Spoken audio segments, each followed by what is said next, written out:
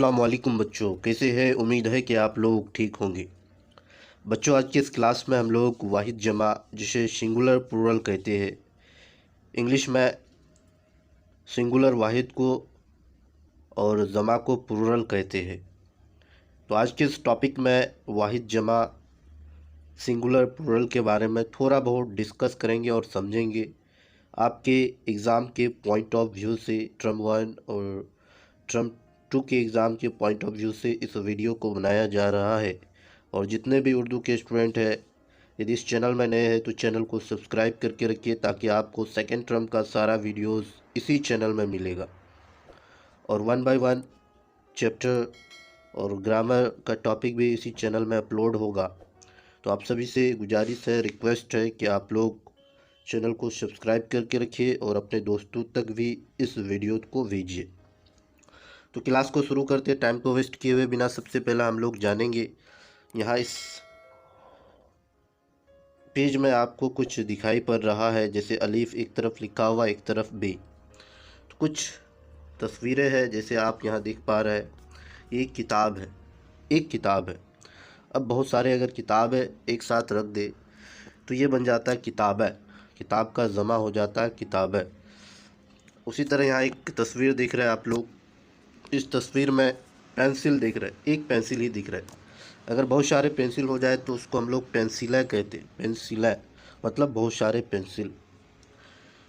तो यानी एक से दो बनाने के लिए कुछ अल्फाजें जोड़े जाते हैं, उसका कुछ नियम कानून है, जिसे हम लोग पढ़ते आगे।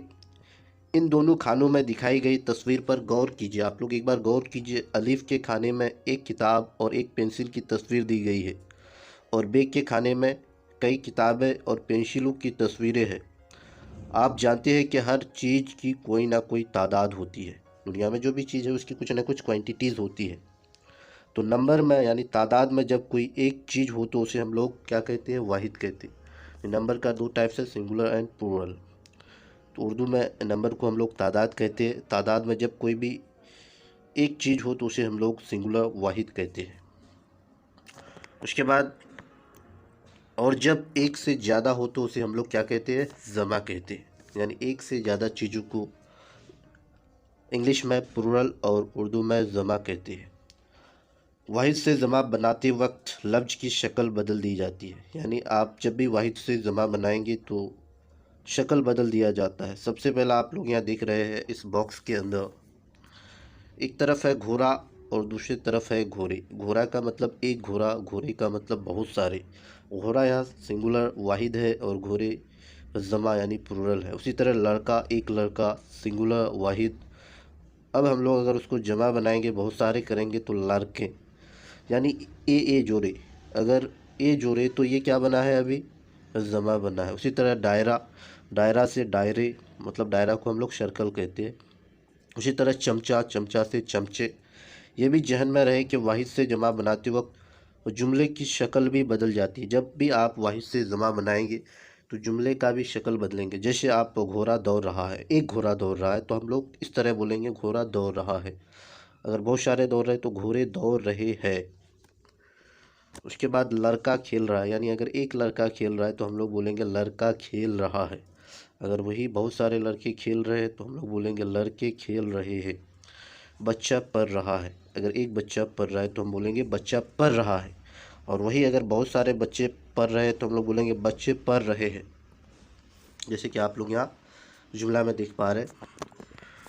उसके बाद ये भी याद रहे या याद रखिए कि वाहिद लफ्ज़ के आखिर में अगर ये क्या होना चाहिए? ये अगर ये हो तो उसकी जमा बनाने में अलिफ नून गुन्ना लगाया जाता है। जैसे जैसे कि एग्जांपल यहाँ दिखाया गया है, लड़की से लड़कियाँ, मतलब अलिफ और नून गुन्ना लगाया गया। कली से कलियाँ, खिड़की से खिड़कियाँ, और गली से गलियाँ। उसके बाद अलिफ नून गुन्ना के अलावा वाह और नून गुन्ना लगाकर भी जमा बनाई जाती है। यानी अलिफ और नून गुन्ना के अलावा वाव और नून गुन्ना लगाकर भी जमा बनाई जाती है। जैसे लोग से लोगों, घर से घरों। उसी तरह और भी कुछ है, जैसे हमज़ा, ये नून गुन्ना लगाकर भी वाहिद से जमा बनाए जाते हैं। जैसे आप लोग यहाँ बॉक्स में दिख रहे हैं हमज़ा ये और नून गुन्ना लगाकर भी वाहिद से जमा बनाए जा रहे हैं। जैसे दवा से दवाएं, दुआ से दुआएं, घटा से घटाएं, सदा से सदाएं, कहीं ये नून गुन्ना लगाकर भी जमा बनाई जाती है। जैसे शाम से शामें, रात से रातें, राह से राहें, खबर से खबरें। ऊपर की मिसालों में वाहिद से जमा बनाने का ये उर्दू कायदा है। इसके अलावा उर्दू में फ़ारसी अरबी के कायदे से भी वाहिद से जमा बनाई जाती है। फ़ारसी कायदे के मुताबिक ये अल्फाज देखिए, जैसे फ़ारसी के अकॉर्डिंग ये कुछ अल्फाज दिया हुआ जैसे आप मैक्सिमम देख रहे हो। ख़याल का ख़यालात, शवाल का शवालात, एहसास का एहसासात। अब अरबी कायदे के मुताबिक यानी अरबी के अकॉर्डिंग भी बनाए जाते हैं के मुताबिक वाहिद से जमा बनाने की ये मिसाल देखिए, जैसे किस्म से अक़साम, शायर से अशआर यानी शेर से अशआर। उसके बाद कुछ और भी दिए हुए जैसे आप देख रहे हैं यहाँ, हाकिम से हुक्काम, ज़रिया से ज़राए, शायर से शायरा, अमीर से उमरा, रसाला से रसाइल। ये सारे क्या है? अरबी जमा है। दरअसल में से वाहिद और जमा की साखत कीजिए। यहाँ कुछ वाहिद और कुछ जमा है, आप लोग को पहचानना है कि कौन वाहिद है कौन जमा है। सबसे पहला जवाबात की क्या है? जवाबात तो जमा है। शाइल वाहिद है, तजरबा वाहिद है, ख़यालात जमा है, आईने जमा है, अदवाई जमा है, गुरबा जमा है, बच्चा वाहिद है, फूलू जमा है। ये थी कुछ वाहिद जमा जो कि आपको हम NCERT किताब के अकॉर्डिंग उर्दू कवायद और इंसा के अकॉर्डिंग आपको बताए।